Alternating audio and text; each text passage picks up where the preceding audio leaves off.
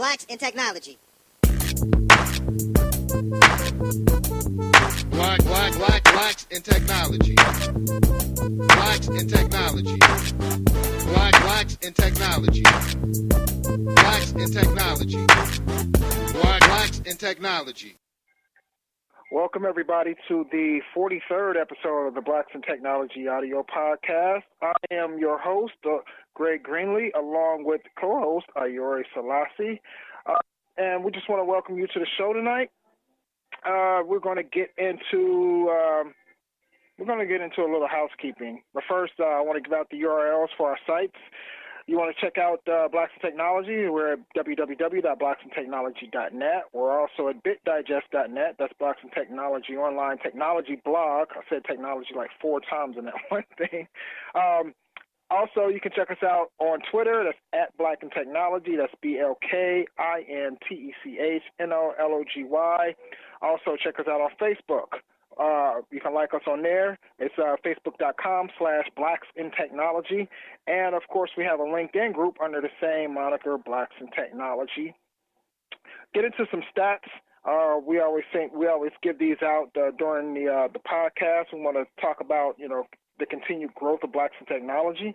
So right now, Twitter followers, we're at 2,651 Twitter followers as of right now. LinkedIn member count, we're up to 1,200 even, which is great. And member count, we're at a 401 megabyte. If anybody knows what that means, that's 1,024 members. 1,024 is a full meg. So that's some geekness for you right there. 1,024. So we want to thank everybody for supporting Blacks in Technology and supporting our growth, and keep with the continued support. Also, if you're listening to this podcast and you would like to tweet us about topics you'd like to hear, or people you think may be great guests to have on a show, use the hashtag BitTechTalk. That's BITTECHTALK. That's BitTechTalk. So Ayori is the co-host, like I said. Say something, Ayori, to the people. What's up, everybody? Welcome to the show. Excellent. So we've got a great guest tonight. He just released a book. We're going to let him talk about his book that he just released, Minority Tech, as well as talk about himself and some of the things that he's been doing in the realm of technology. Just a little bit of background info. Anjuan Simmons is he's a technologist, of course. He's on the show, so he's got to be a technologist. He is currently a software project manager at a leading construction software manufacturer. He's also worked as a technology executive for Infosys, Accenture, and Deloitte. It's a multi-billion-dollar technology service companies. He has an undergraduate degree in electrical engineering from the University of Texas at Austin and an MBA at Texas A&M University. He's out of Houston, Texas, and we'd like to welcome Anjuan Simmons to the show. Thanks, Anjuan, for coming on tonight. Thank you, Greg and Ayori. I appreciate this opportunity. Definitely. So we always like to start off with, people telling us a little bit about their background in technology. So give us a little bit of background about yourself and how did you get into technology?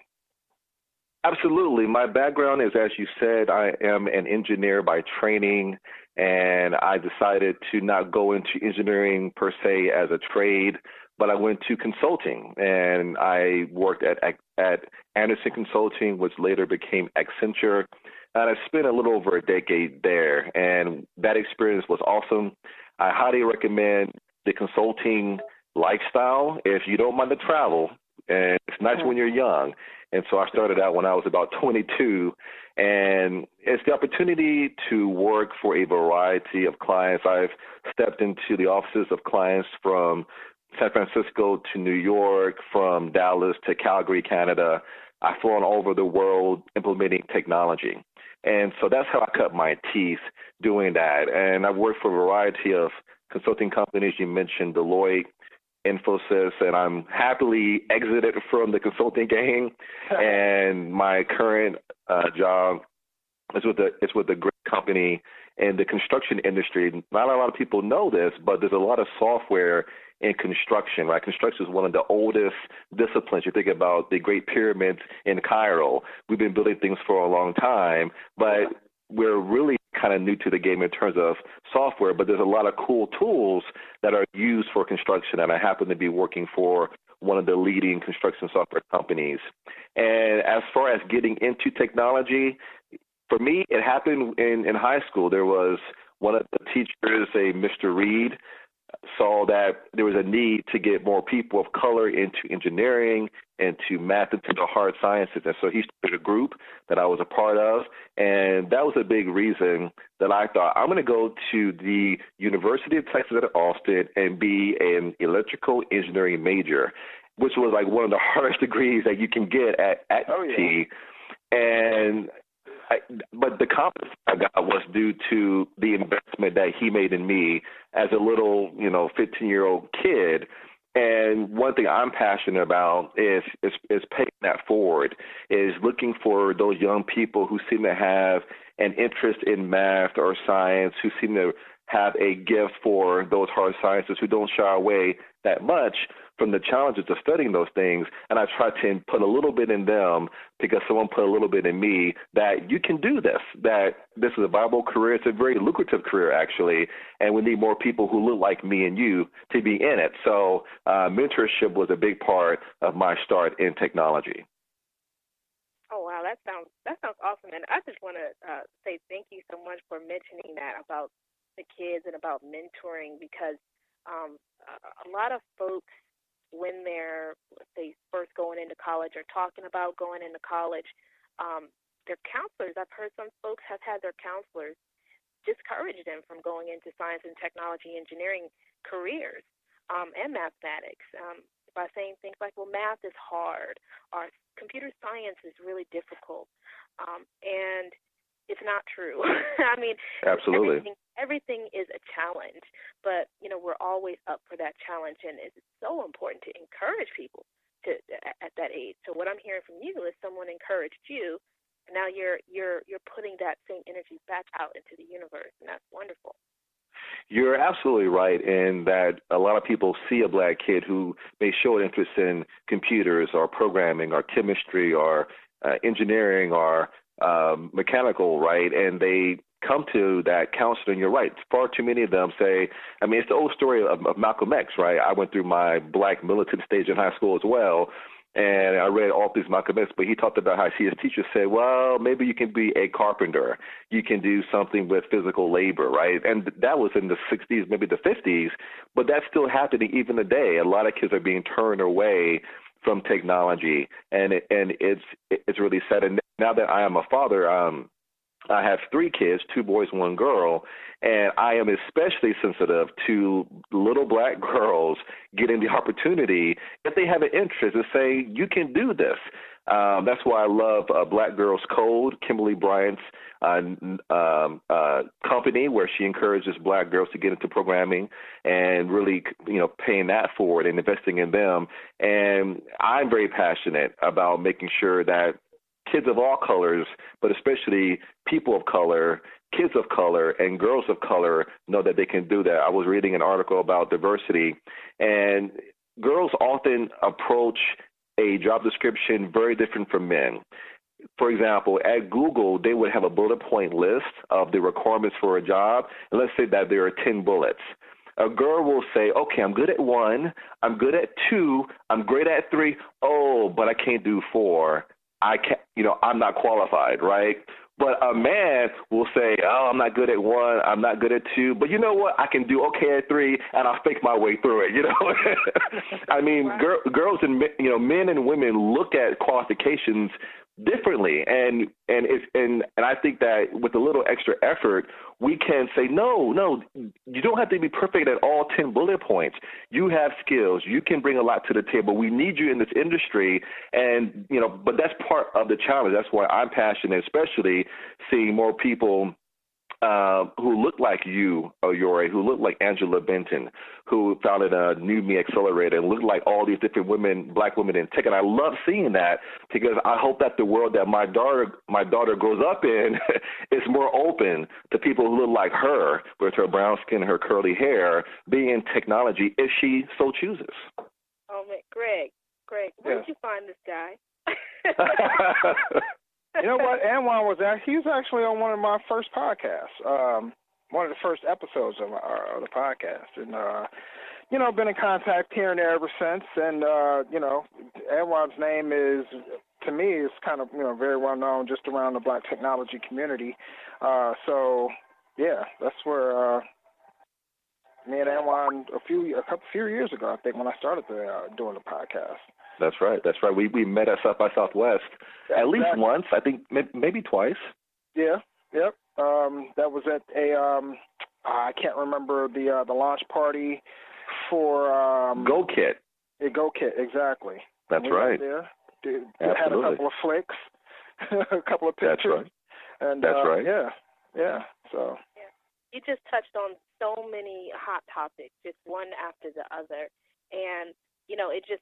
I want to just dig into it, but I'm gonna step back a little bit because I want to make sure that some of the folks on the call who are hearing some of these things that you're talking about are able to get the full context. I know we have a lot of incredibly well-developed listeners, but for the folks who are, you know, just kind of coming into these conversations about tech, you talked about consulting, and I hear the word consulting thrown around a lot, and often in a negative term, in a negative way, to say, you know, it's something that's difficult, but very rarely do people talk about what consulting really is. Can you just give a brief explanation for what that is in your experience with technology? Absolutely. So consulting, and when I say consulting, I mean the big three, big five consulting companies and that class of consulting. And so the basic idea is that you have an Accenture, and Accenture, they hire smart people who they can throw into a swimming pool, and they know that those people are going to learn how to swim, right? So they hire smart kids out of college usually, and you are giving a placement on a project. That project can be down the street. It can be on the other side of the planet. And the overall idea is that we have expertise in solving problems.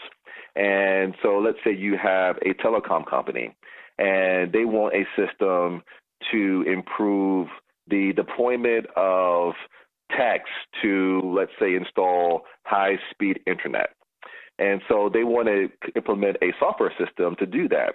And so the consultants will come in, they'll analyze the business processes and do what's often called the as-is process. And they say, you know what, in our experience, if you make these changes to what we call the to-be process, then you'll enjoy X, Y, and Z benefits. And so we come in, we do our analysis, we help them with the vendor selection process because you may want to buy this from SAP, this from Oracle, this from another vendor, and then we actually implement the solution. We get a team up there. We get technical people to help it set up the servers, and it's all cloud these days. So maybe it's, you know, you're calling Amazon for a piece of their cloud solution. You're doing the programming, you're doing the design, the development, the testing, and rolling it out. And so you're coming into a company to help them solve big problems that it would either take too long for that company to solve without you, or it would be too expensive. They would have to pay more money than they would even pay your consulting fees. So that, in a nutshell, is consulting. But I want to say that in my career, and I did consulting for about a total of 15 years, no two consultants have the exact same life, and no two projects are the exact same. So it's really exciting because it's like every 4 to 6 months, you're walking to a brand new company, and there are brand new problems, there are brand new people, and you have to very quickly come in there, prove that you're competent, prove that you know what you're talking about, even though you may be faking 80% of it, but you sound pretty good saying it. And you have to learn very, very quickly. And then eventually you do learn the knowledge and you do solve the problem. So that, in a nutshell, is consulting. Yeah, that's great. Thank you for that. I mean, I work with, Accenture and Deloitte and other consulting companies all the time, and so rarely have I seen other African Americans there. I see, Asians, Indians, Caucasians, pretty much every color of folks you could ever imagine, but very, very rarely do I ever see African Americans. And I mean, it's one thing that there are just less African Americans in tech in general, but I think even, when you look at that consulting space, you see even fewer. But I think there's a large opportunity for folks who are coming out of college from a variety of careers to go into that space, and I think it's a great opportunity to get exposure to that place. And it's not like you have to live there forever, but it's just a good place to be at some point in your life. And I see that just looking at your resume, you spent some time there, and then you came out, and now you're doing all sorts of things, right? You've got your book written, and you're doing other things as well, career-wise. So I think that's a really wonderful story to share. Thank you. So, Anjuan, I want to talk more about about consulting and just about. So you're in consulting. You're going into these different businesses, and no two businesses are alike, and no two solutions are alike. How do you, as a professional, keep abreast of all the technologies that you have to pretty much recommend to some of these companies?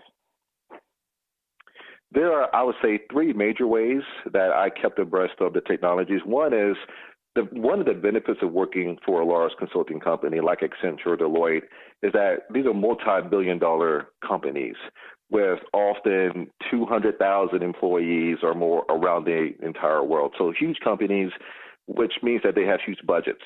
And they often offer training. And one key thing about being in consulting is that you have to take advantage of training. If your company has a budget for training, and a lot of small companies don't, a lot of these kind of small mom and pop companies don't, but for the majors, you have to take advantage of that. You have to take the time to, and there may be times where it's all online training, so that from 8 a.m. to 8 p.m. you're at the client side doing work, and then you come back to the hotel, and then from 9 to midnight you're doing training. But you have that opportunity to develop yourself, and it's an extremely great opportunity.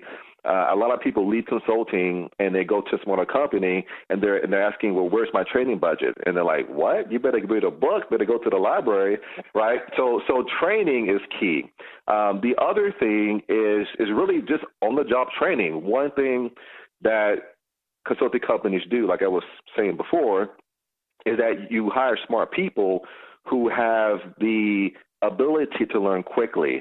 And so you can take what you've learned through your education, through your experience on other projects, from your training, you land on the project, you begin filling out, typically there's a roll-on process where you get your badge, you get your laptop, you figure out where you're going to sit, you begin meeting clients, you begin working and understand, okay, here are the problems that I'm here to solve.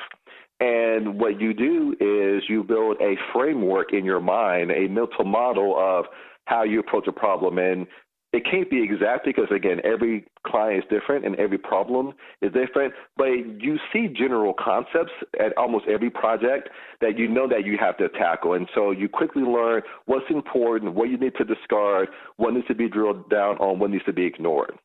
And I would say that the third way that I stay abreast is that, and this is only in the past maybe 8 years, is there is a wealth of information these days because we live in the age of the internet, where through social media, and I follow people who are in technology, I follow brands like Oracle, like SAP, like other companies, and I follow newsletters, I subscribe to podcasts, I have RSS feeds, and Google Reader is no longer among the living, so I use Feedly now.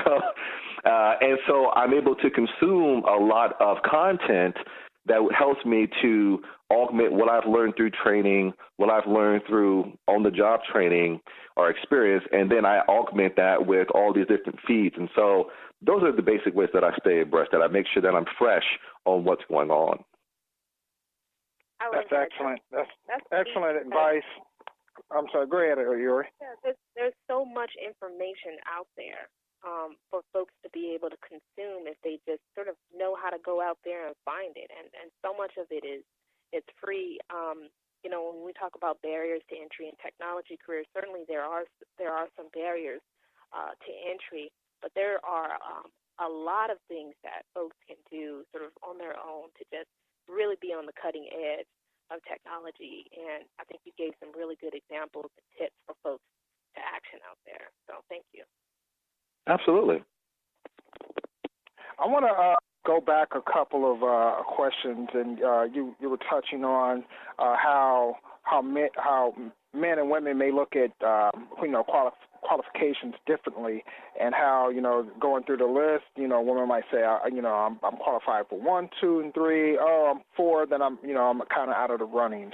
And that same type of mindset I've come across within the Black tech community, as far as like creating content to put out there for other technologists to learn from. So what words of encouragement would you give? So for instance, somebody says, like, hey, I can't write about this topic. I don't know enough, for instance. What words of encouragement would you give to someone to overcome that barrier of, sort of intimidation? I will say there are two guiding principles that I say to people who say I'm not qualified enough, or I'm not good enough, or I don't know enough. One is everybody's faking it. Everybody is faking it. There is no one who can go to a school and say, here's how you create a viral video that's going to get a billion hits that will catapult you to internet stardom. There's no one who can teach you how to create a podcast that after 10 episodes, you'll have 10 million downloads and you'll have 10 sponsors. It all happens. Almost everyone that I've talked to who have created podcasts that are first class, who have created either companies or services that took off. It all happened organically. They figured it out as they went along. And so everyone's faking it until, fake it till you make it, right? Everyone's faking it, and along the way, they're failing. They're making mistakes. They're saying, oh, that didn't work. Okay, won't do that again. Let me try this.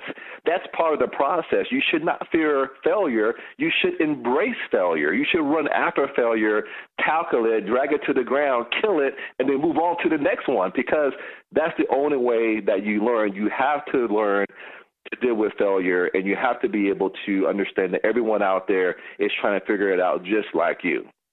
The second piece of advice that I say is something that someone said to me maybe 6 months ago, and that is, if you are not ashamed of the first version of your product, then you waited too long to ship.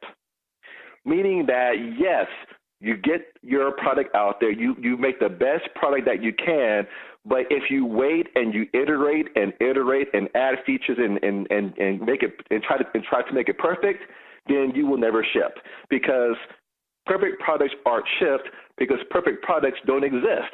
So you do the best that you can, you put it together, you put it out to the masses, and yep, there'll be people who may complain. There'll be people who say, well, I want this, and this added. That's great feedback. Add it to the next version. And I think often we wait for perfection and we give up good enough. And it's important that people understand that, yes, you want to get out a high-class product, put out the best product that you can, but ship it. The best feature, and this is especially true for software, the best feature is shipping. Knock it out the door, and then take in feedback, and then make it better. So that's what I say. Yeah, before this book, I hope it does well, but, you know, I know it probably won't be a New York Times bestseller. Who knows? But the next book's going to be better. I did things 5 years ago that I launched it, announced it, rolled it out. No one responded. And now I'm doing this book, and I'm on podcast, being interviewed, and I'm enjoying the message that I want to put out through this book. But, you know, again, the next one's going to be better. So I would say do it. I mean, everyone is figuring it out as they go along. And if you wait for perfection, you'll be waiting forever. That's my advice. That is so king right there. If you didn't hear it, what he said is do it. Go out there and make something. And if it doesn't look perfect, it's okay. Do it anyway. Just don't sit there. Just do it. Absolutely. I want to talk to you about your book because this has me excited because, you know, Greg and I and the other folks at BIT, you know, we talk about the importance of African Americans contributing to the knowledge bed of technology, and so you've done that by writing this book. So I want you to talk to us a little bit about, you know, why you feel like that was so important and what really motivated you to go out there and write this book. This book started out blog post by blog post, online article by online article, and I didn't know I had a book. I didn't know I had enough material for a book until a few weeks ago I got an email from this publisher, and they were creating a textbook that they wanted to publish in a few months from now. And they came across my article and they said, we want your permission to publish this article in our book. And I was like, oh, wow. Because, you know, it's about affirmative action and why I believe in the value of it as an idea and as a process, both in college and for hiring. And I filled out the release form and I sent it in. I was thinking, wow, someone is so interested in my blog that they want to include a part of it in a book. I wonder if I can transform my blog into a book. And so I began going through the process of reading what I've wrote on my blog, and I've been blogging since 2007. And I'm not a big prolific blogger, but I blogged enough where I had a certain stack of articles. And so I exported my blog into a flat file, and then I imported that file into Microsoft Word, and it came out to be 500 pages plus. And I was like, okay, I had no idea that I had been creating this much content over the years. Now, of course, I had to edit out. There are certain things that were just observations about life or things that I didn't think could work. But then as I began to edit that Word document, I saw themes. And these themes were tied very much to my passions for technology. They were tied to what I call understanding the Black experience, especially what it's like to be a Black man in the United States. It was tied to my passion for education, my passion for getting more diversity into technology. And I saw that by organizing my blog posts that I could tell a story. And just like I was saying about in high school, someone investing in me, I thought that if I just put this out there and begin telling the story about just going through being a Black person and how things impacted me, like the ascension of Obama to the White House, the Trayvon Martin case, and other things that really only impact you if you're seeing life through the lens of the Black experience, that I could share that, and that people who reacted to, just like I did, to Obama, to Trayvon, to what happened with the affirmative action case, what happened to the Voting Rights Act and how it was gutted by the Supreme Court, and just all those experiences, that I could tell a story that people could say, you know what, I felt the exact same way. I'm glad someone also understands my experiences. Or, you know what, I'm having trouble understanding this aspect of how I'm treated as a Black person. You know what, I know I'm not alone. And then this is how this person handled it. That it could serve that purpose. But also the part about diversity and technology, and just like you were saying, being a consultant, and in my career, there were many times when I walked into the client site and I'm the only black person, either in the conference room or on that floor or in the building. And I always say that I would often only see black people when the cleaning crew came in at nighttime to clean the building. So I might see janitors or people like that who were black. But that experience is something that you have to deal with. You have to say, okay, I'm in this profession that I've chosen. I don't see a lot of people like me. Am I supposed to be here? I was talking to my wife a few weeks ago, and one of her friends had a daughter, and her daughter said something that really cut me to my heart. And her daughter's, I think, probably 8 years old, said, "Well, I don't see any black doctors. I guess I can't be a doctor." Right? Because kids, and I always quote Sally Ride, the astronaut, who was a big advocate for getting women into the space program and working with little girls to get them to get into chemistry and aeronautics and all those things. Sally Ride believed that you can't be what you can't see. And I've seen so many black kids not seeing people in technology and thinking that it's not for them. And so I thought that if I wrote a book as a black person in technology, that maybe some little kid will see someone reading it. And I put myself on the cover because I'm a black person. I am a minority in technology. The book's called Minority Tech. And I wanted it to be something that little kids can see and say, oh, let me look at that. I never saw the combination of a black face and technology, and what does that mean? What is this person talking about? And so I hope that it would be a way to get young people to know that there's a place for them in technology if they so choose it, and also to the industry. We need more diversity in technology. We need more women in technology. We need more black people, Latinos, because when you get different people from different backgrounds, you get different perspectives, and that increases innovation. There was a study that the London School of Business did where they showed that innovation is maximized when you have about 50-50, right? Half women, half men. And when it's more than that, like 80% women and 20% men, or the reverse is what's usual in tech, 80 to 90% men and 10 to 20% women, the innovation goes down, whether it's more women than men by a long shot and vice versa. But the perfect mix seems to be 50-50. And so studies like that show that if we say that technology is a industry that thrives on innovation, that thrives on creativity, then you need to get more creative people. You need to get people who look different than the dominant society, because then you get different points of view. And so I wanted my book to also be a letter to the industry, an industry that I love, that I've worked in, that we need to get with this. It's not optional. If you want to be a true meritocracy, if you want to be a true center of innovation, if you want to be the creator of true world-class products and services, then you need to make an organization and be an industry that embraces all different faces, all different genders, because that's the only way you get to true innovation. Yeah, what you just said is very, very, very powerful and very, very true. And I think that you touched on what our core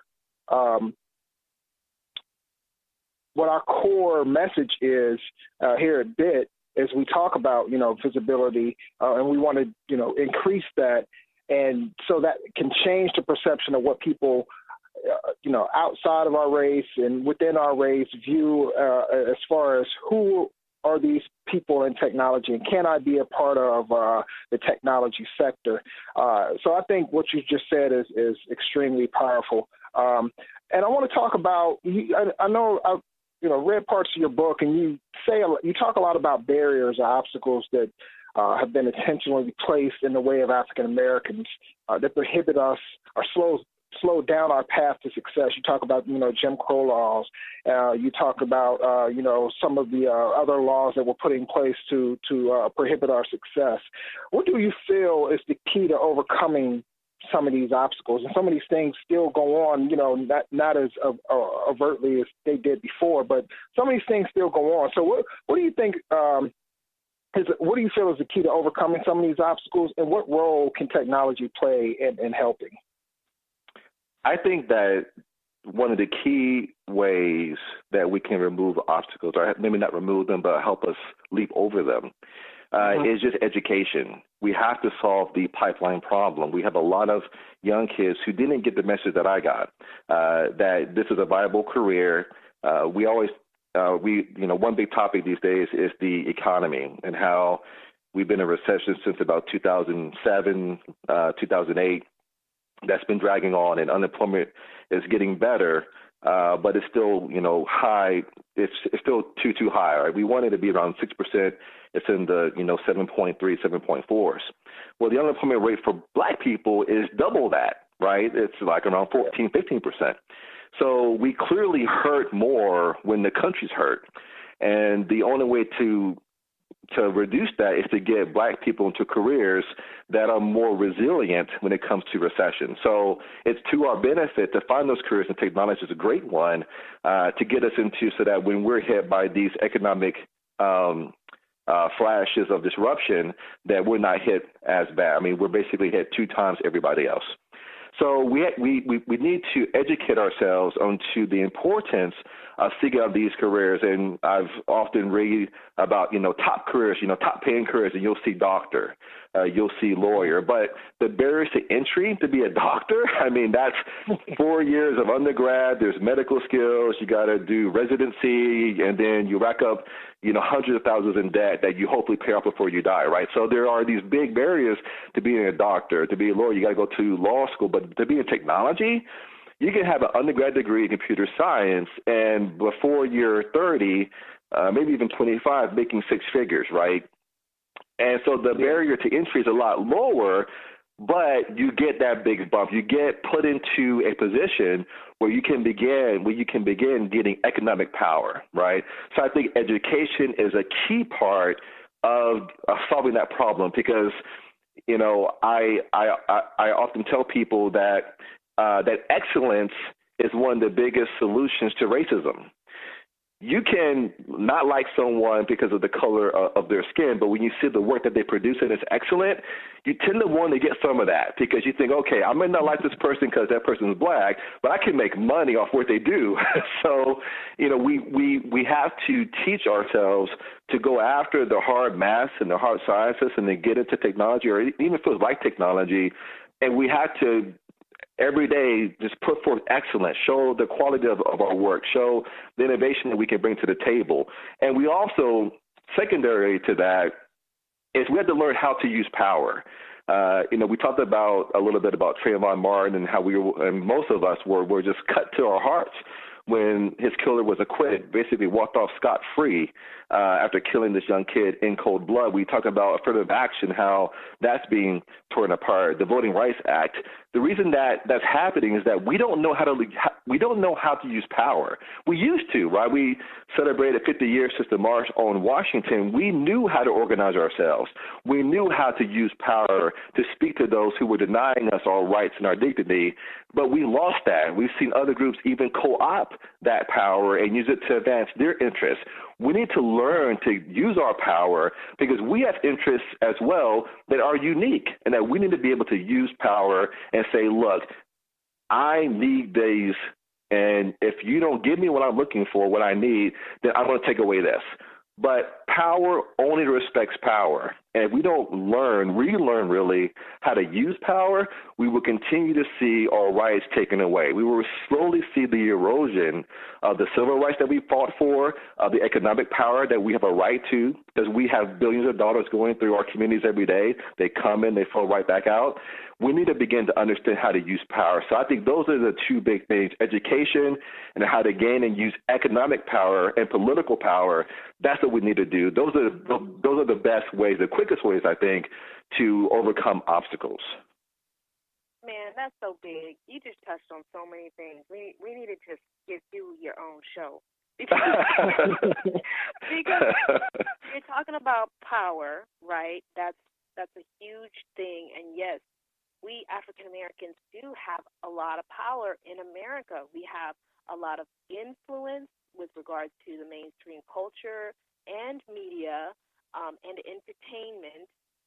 And then we also, have purchasing power, right? We have the opportunity to vote with our dollar to influence things. And that's what happened in the civil rights movement when they did the Birmingham bus strikes and things of that nature. They said, we have a problem in our nation, and we are going to use our purchasing power to influence a change. And now I want to say we got Black Twitter. We got so much social media power right now with this whole way that the technology and the media industry is changing. Businesses and corporations are still trying to figure out how to monetize this because there's so much power and branding capabilities within it that they haven't fully figured out how to harness yet. But guess what? Black Twitter does. So how are we using it, right? So this is a challenge to all you social media folks out there who know how to use social media better than I do. Y'all need to connect with BIT and Black Girls Code and Hidden Genius Project and Code 2040 and all these other organizations out there who are talking about tech inclusion, because that's what's going to take us to the next level with strategy in terms of being able to influence this young pipeline to go out there and get these careers in STEM, to study math, science. It's not hard. It's built into our DNA. We built the pyramids. We built all of these things, from the cradle of civilization. This is not hard. There's a perception that's been set in our minds that these things are difficult, and it's not true, because if you can walk, you can talk, you can sing, I'm saying, like, all that stuff, you can code. You just got to learn how to do it. It's just like reading and writing. Absolutely. And, one of the major challenges is when it comes to power and when it comes to presenting our points of view, we don't have a major media outlet, right? There's Fox News, there's CNN, there's a Food Network, there's MSNBC, and so you see some diversity there, but we don't really have a way to get out our voice. But social media is a new way that we can use. I gave a talk yesterday at this conference. It was a marketing conference, but I was talking about media and how we consume so much of it. Part of my presentation was sharing some factoids. And so Nielsen, which is the popular agency that measures TV viewing and ratings, they did a report that came out last year, and the average American, just average, so just across the country, consumes about 44 hours of media a week, right? 44 hours. That's a lot of content. Guess what the number is for people of color? No, not just people of color, for African Americans. 55 hours, right? So we're 10 hours more of an average, right? So we consume a hugely bigger amount of media than the average, right? We are heavy media consumers. But the report also showed that smartphone penetration in the Black community is bigger than anybody else. We use smartphones, and we use them a lot. We pull it out to check Black Twitter, maybe to post to Instagram, maybe to post a YouTube video. So we consume a lot of media, and we have in our pockets and purses a rich media creation device. But we need to begin using it more, not just to consume content, but to create content. That's one reason why I love this podcast, right? This is the creation of content that other people can consume, and we need 100 Blacks in Technology podcasts. We need 100 Blacks in Technology, newsrooms, our YouTube shows, our, et cetera and so forth. We need 100 Black girl code groups, because we have the power to affect change, but often we don't have the mindset that we need to understand how much power we have. And but that's the key, understanding that all this media that we're consuming, we can create that. We can even do better, because we are almost by nature an innovative people. And one reason that I think that especially among Black people, that we are such big consumers of social media is that we are inherently almost tribal. We are almost inherently drawn to each other to talk, to communicate, to break bread, have fun, do things together because we have a strong spirit of community. And so we can tap into that and come together, bring all of our gifts, all of our abilities, all of our talents, and pull them together. I mean, we can do amazing things, but we need to change our minds first. Wow, wow, wow. So, yeah, so you just raised some hairs on my on my arm with what you just said, because it so much aligned with what Blacks in Technology is about. And I've been saying that same thing for quite a while now as far as content creation. I try to be an advocate for that, especially, for or within technology. There's some brothers and sisters out there that are definitely creating content to put out there. Keith Townsend being one of them. He's a virtualization guru. There is you, for instance. I know you do podcasts as well. Kai Dupuy. He does blogs regularly. Has his own podcast as well. And I think we look at this landscape, and we look at the internet, and we don't use the potential of it as much as we should, as far as technology content creation, right? So, where are all the tech blogs, that we can be creating to put knowledge out there? Where are the video shows? Where are all the audio podcasts? And I like what you just said about there should be 100 of, bit podcasts. And I feel exactly the same way. I think that this is going to be one of the ways that we are able to change perception, or one of the ways that we're able to increase visibility, and for our younger generation and for people that are already existing in the technology sector. Absolutely. And, so much of it is just, like I said, changing our minds, just making the decision to say, I'm going to put my voice out there. I mean, where's the Black Robert Scoble? Where's the Black Leo Laporte? Where's the Black? I mean, we use this technology, but we just are afraid that, if I say something wrong, people are going to think I don't know what I'm talking about. Scoble says things wrong all the time. Leo Laporte gets things wrong all the time. But you keep grinding at it. And I mean, and when it comes to economic power, I mean, I like a weave as much as the next man. I like a nicely laid lace front with some of that good Indian hair as much as the next guy. But if you go to the beauty salon to get a weave and then you pay for your groceries with a credit card, then something is wrong. I mean, if you wake up in a new Bugatti that you leased, and you get out and you walk into an apartment that you're trying to pay rent on, then something's going on. I mean, we need to get our finances in order. We need to understand group economics. We need to learn to trust each other, that we can come together and put money together and do projects. But we some of it is it's turning off those voices in our heads. Some of it placed by ourselves, some placed by others, that we're not good enough, that we can't do it, that I can't trust that brother over there, I can't trust that sister over there. We need to learn to trust each other, because that's the way to get past a lot of our issues.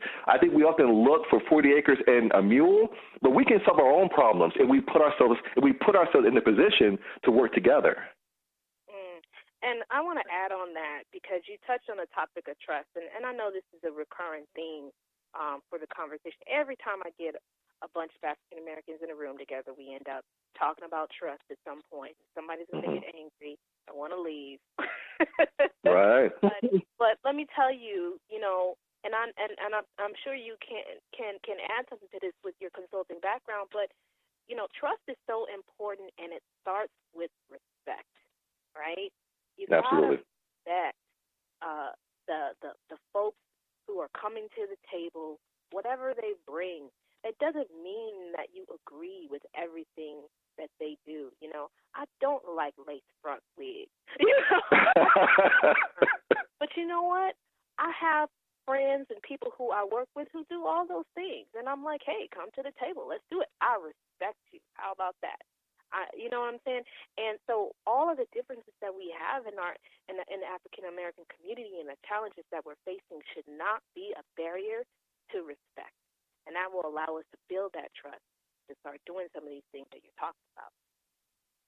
Absolutely, and I understand the hurt, and I understand. I mean, we tend to not trust people because people have hurt us, and we've been stabbed in the back before. We've been bamboozled before, and yes, it's tough, but there's just too much at stake to keep living separate lives, to say, you know, I'm just not going to take a chance anymore because someone hurt me. I mean, yes, I understand the hurt, I understand the pain, it's real, but there's so many opportunities out there that we need to be able to come together and say, you know what, I may not like your lace front wig and your blue contacts and you wear a little bit too much makeup, but, you know, let's get past that. Let's see what are the problems. Let's all agree that there are problems.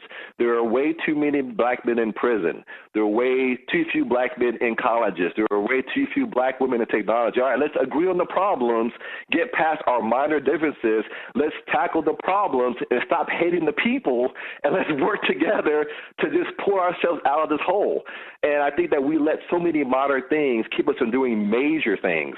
And just as a people, I mean, part of, you know, why I wrote this book and why I'm so passionate is because we have the power in our hands to advance our interests and improve our situation.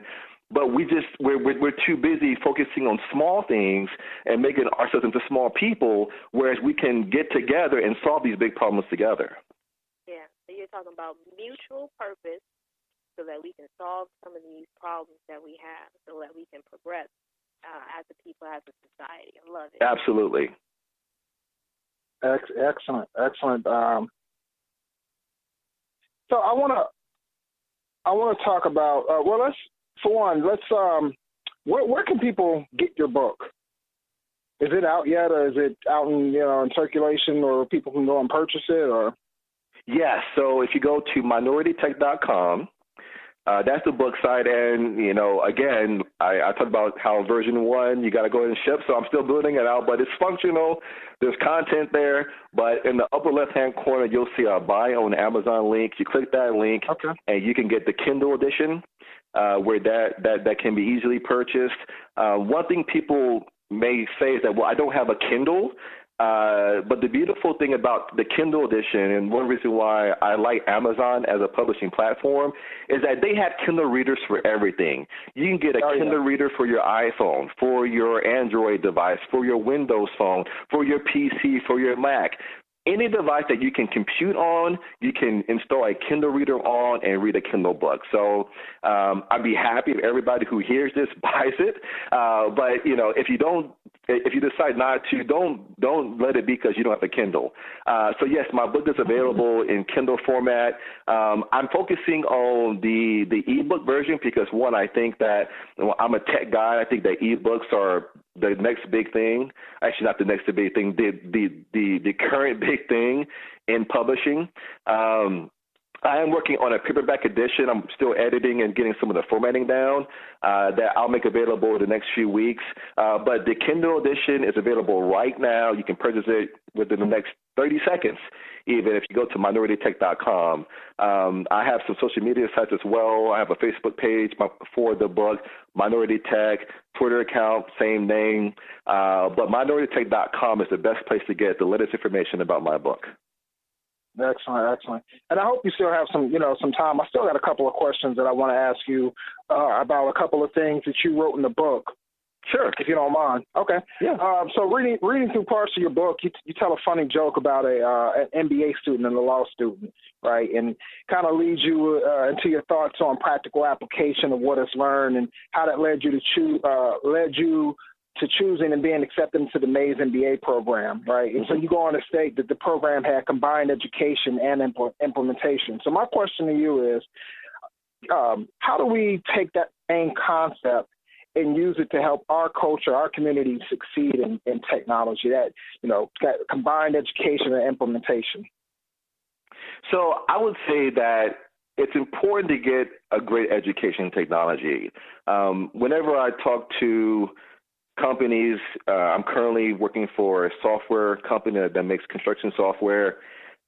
But whenever we hire designers or engineers, we, for better or worse, look for the same, maybe top 20 schools, right? If you hail from Stanford or if you hail from MIT or even in Texas, UT Austin, we tend to want to go for the top tier schools. And the reason is that there's a difference often in the quality of what a person can do based on where they went to school. And yeah, you can go to a smaller school and do great, but we see a difference in the educational aspects of what people bring to the table when we hire. So education matters. And so you should take every opportunity to educate yourself, because you may not apply every theoretical concept. In programming, you may not use a binary sort versus some other sort, but the power of understanding that is really palpable, because just like working out, right? If I work out my biceps and my triceps and my glutes and my quads and my calves and all that, I may not need all those muscles throughout that day, but by training them, I become overall strong. So when you work your brain by getting great education and stressing your brain and tackling difficult concepts and then understanding them, your brain gets stronger. And so you may not use all the concepts that you need in your education, but you'll be able to tackle new ideas because you learn how to think. So the education is important, but you have to be able to apply that. You have to be able to understand that when you go to a job or to tackle some problem at work, then you may not use every concept, but you got to have a mental framework. I mean, in business school, for better or worse, you learn a lot of frameworks. You learn how to look at companies through a framework. You learn how to look at a SWOT analysis for entering a market, and you have all these different frameworks that you use. And in many ways, that's a big part of being a good problem solver, because you may not have seen that exact problem, but you've seen problems like it. And you say, okay, well, I use this tool here, this solution here, this approach here, this principle here. That worked 10 problems ago. Let me apply those principles and tools to this problem, and 89% of the time it's going to work. You have to tweak things here and there, but by having that framework, you at least have an approach. You never come to a problem totally cold, totally new. So that's how I would say that we need to, as people of color, use that principle. Work your brain. Take the hard stuff. Take the hard sciences, the hard math, the hard physics. Take the advanced programming course. Really invest in yourself through education and training, but understand that when you come to apply it, you have to have a framework that you use to tackle those real-world problems. Great. I think that's excellent advice. Definitely something that people can take and apply it to just everyday life in general, let alone technology. So, great advice. Thank you for that. Absolutely. So we talked before. We had you on this podcast before, and you talked about about the importance of having a business mindset. And in your book, you talked about how you wanted to strengthen your business your business acumen. Why do you think that was an important step for you? For me, I saw that, and this is very similar to your last podcast when I heard Xavier, who was your previous guest, say this. I thought exactly right. So Xavier gave the answer to a similar question, that he saw that there was finance, I believe he says finance and technology, and that there were a lot of people who knew finance and some who knew technology, but not both. And I was like, ding, ding, ding, ding, exactly, because I found that as I went through school and my career, I saw that there were a lot of people who knew business and there were a lot of people who knew technology, but that intersection of business and technology, there weren't a lot of people who could do both. And, my byline on my blog is technology translator, and that's how I see myself. I see myself as someone who can go into a boardroom of any company and say, okay, here's the problem that we're having. Here are some of the business issues that are impacting revenue or profit and loss statements, and talk in business terms and say this technology is going to solve this problem by X, Y, and Z, and say it in a way that the business boardroom can understand, get feedback from them, and then say, okay, go over to the implementation team and say, okay, from what I've heard from the business, here's what we need to do. Okay, we need to have a failover strategy because we need to have a solution that's highly available, that has great uptime. All right, we need to also implement a cloud strategy because we need to be able to use the service on any device anywhere. Okay, we need to go over there and go to the database layer, and in the cloud, we need to try to use open source technologies because we can save cost. And so I'm able to go to them and talk in the technology language. So going between those two worlds has been very profitable for me because every company has a business strategy, but that needs to be translated into the technology implementation. And so I saw that years ago, and I've been able to work at that intersection, for the past 15, 20 years. Excellent, excellent.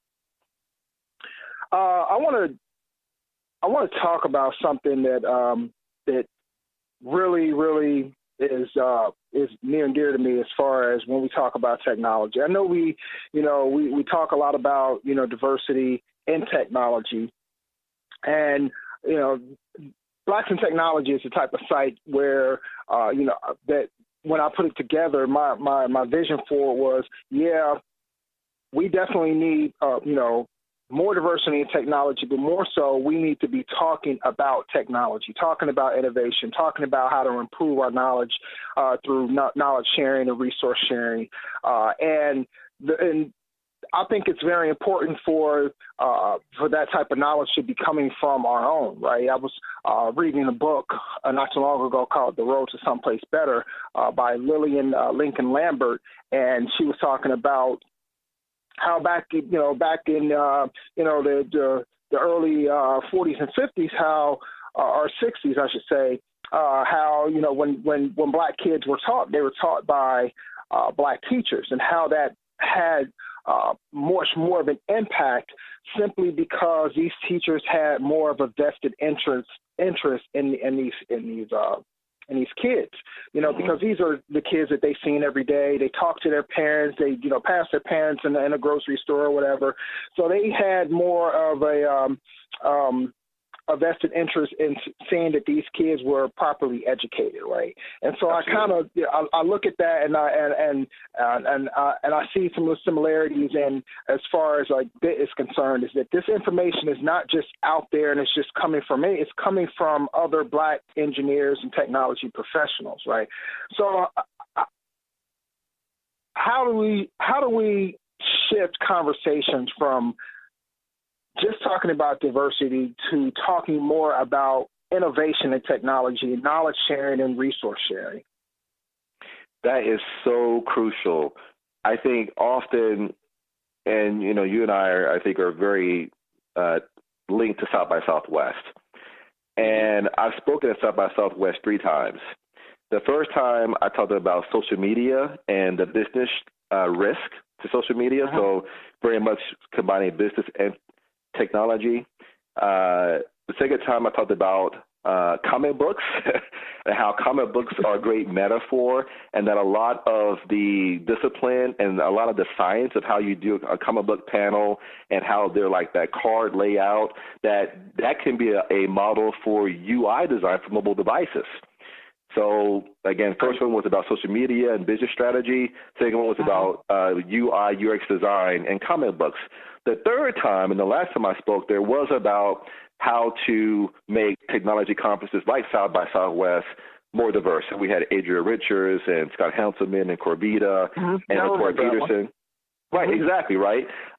So out of the 3 times I've spoken at South by Southwest, only once was it about just being a Black person, diversity. So I think that we absolutely need to have those voices that are just crying out and saying, look, we need more diversity. It's important. It's not optional. But we also need to have voices that are saying, I know a lot about this. I know a lot about cloud. I know a lot about mobile. I have a lot of experience and a lot of insights to share, and be able to go forth and begin building up our credibility and building up our bona fides in technology.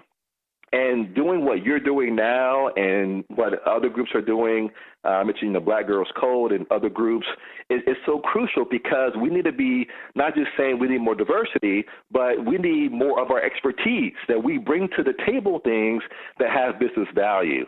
And I think it's just having that mindset that, yeah, I'm going to do good work. I'm going to do cool projects. I'm going to talk about it. I mean, I think if you are a person of color in technology, you got to have a blog. You got to have at least maybe even a strong Twitter feed where you're talking about what you're learning and saying, you know, hey, I learned how to, you know, get a 15% increase in performance from a Postgres database running over like, you know, and with web service exposed over REST architecture. And this is how I did it. I mean, there is a huge opportunity because of the internet and social media that we can blog, we can even post Instagram pictures of what we're doing or, you know, putting out information to establish our credibility because, like I said, it's hard to be racist against excellence.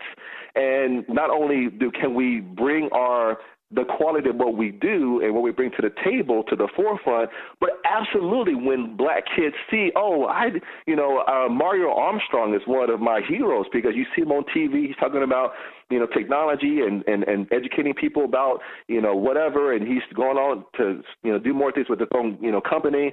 I mean, that's beautiful because it's like, okay, I see a Black person like me who has the same background or similar background to me who looks like me. And that helps me see that I can do that. And so when I learn from that person, I'm not learning from someone who's a stranger or who may even have to teach them because of some law or whatever, that's their job, but they have a vested interest in me. So it is crucial that we get more people of color who are investing in other people of color. Like I said at the beginning, Mr. Reed in high school saw me, black man to black man. Or black man to you know, black kid, saying, okay, I need to put something in him that will get him onto a path where he knows that he can do this. And so I think that what you just said is crucial. We need to have more people of color on people of color education, mentorship, because I think that's so powerful that is what I think will propel a lot of people of color into the technology industry. I just want to say that I'm pumping my fist right now in the air because I rarely hear people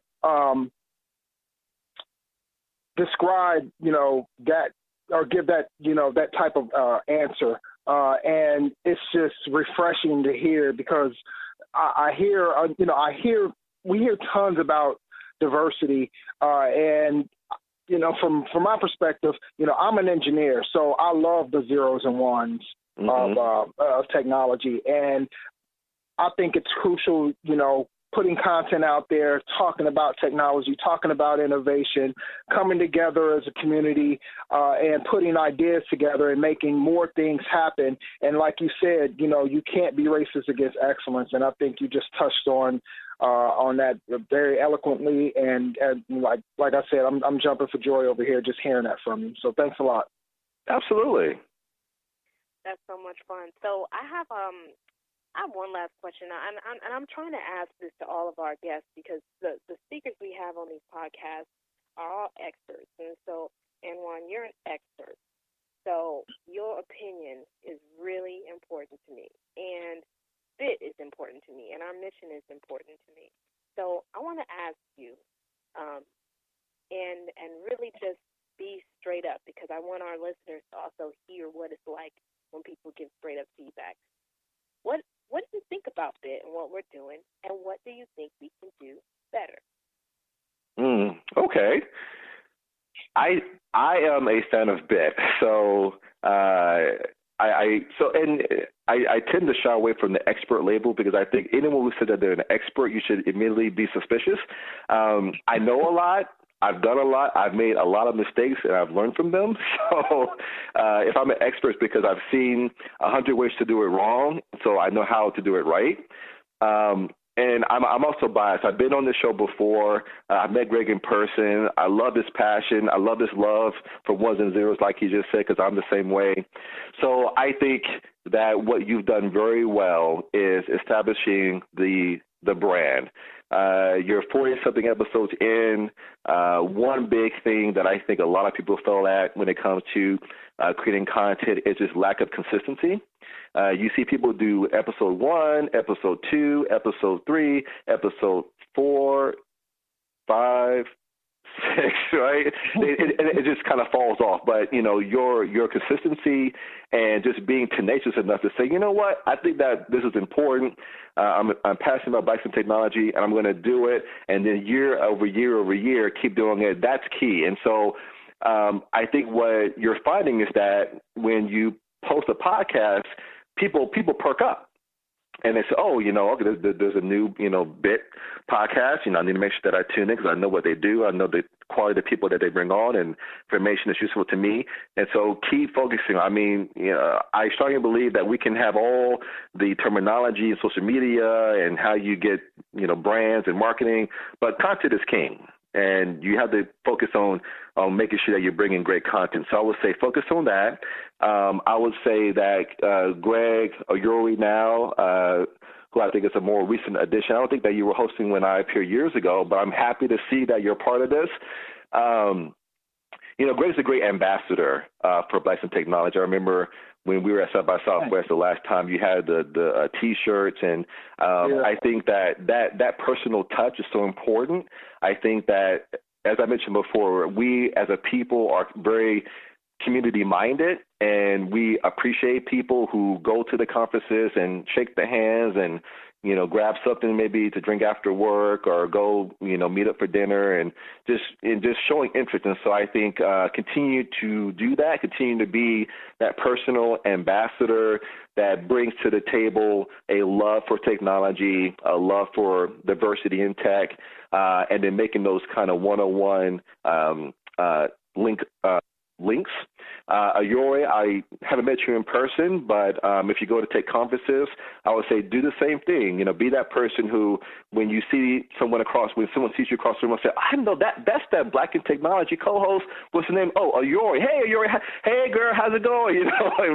And because people respect that investment, that you took the time not just to put together a podcast and make it high quality and get, guests to come on and talk about things that we all care about, but you're there in person and you're there to interact and you're there to make genuine connections.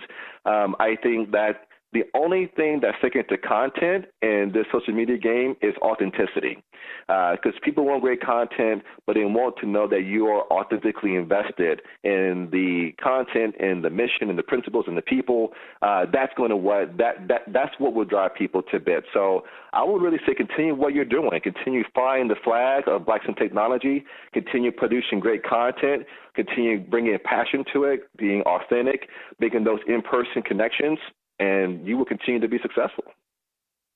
Great. Thank you. Yeah, absolutely. Definitely. Thanks a lot, Anjuan. And with that, I think we're going to go ahead and wrap the podcast up. But before you go, definitely send out or tell everyone how they can get in contact with you, your Twitter handle, or whatever pertinent information, your social media information you think people should know about. Absolutely. So I want to thank Mom and Dad because I have a very unique first name. That's Anjuan. It's spelled Anjuan. So if you go to Twitter and put in @Anjuan, Anjuan, you'll find me on Twitter, Instagram, all the social media outlets, all the major ones at least. My book, again, is at minoritytech.com. So you can go there and learn more about my book, or go to AnjuanSimmons.com. It's a bit more about me. They're really kind of linked together to the same place, but the URLs are different. I have a very open Twitter follower policy. If you follow me, I'll probably will follow you back. If you @ me, I will reply. So feel free to follow me on Twitter, even friend me on Facebook. I'm a little over 3,000 friends, so I have a little bit of room. But if you friend me on Facebook, I'll accept, and we can interact and do whatever. So I'm open because I'm very passionate about linking up with people, flying where appropriate, that flag of diversity and excellence and all coming together and understanding each other. Like I said, I think that the biggest solution to distrust is communication. And I'm always willing to communicate with anybody. So whether you want to buy the book or not, whether you want to follow me or not, reach out to me, and I'll do my best to reach back to you. Excellent. Anjuan Simmons, everybody. Anjuan, we definitely want to thank you for taking the time out of your night, your evening to join us here on the podcast and dropping some incredible jewels on everybody and sharing, your book with us. And definitely invite you to come on, as a guest at another time and let us know how the book is doing. Let us know how, your new book is doing. That you plan on writing, right? Absolutely. And, it's going to be better. Yeah, exactly. And so much success to you, much success to the book, and until next time. Greg Ayuri, thank you so much. Thanks a lot. All right. Thank you. Blacks in Technology. Blacks in technology. Blacks in technology. Blacks in technology. Blacks in technology. Blacks in technology.